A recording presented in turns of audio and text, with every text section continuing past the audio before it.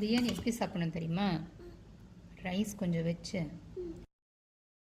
அது ஒரு mutton piece வச்சு, கொஞ்சம் ஆனியன் வச்சு, முந்திரி வச்சு,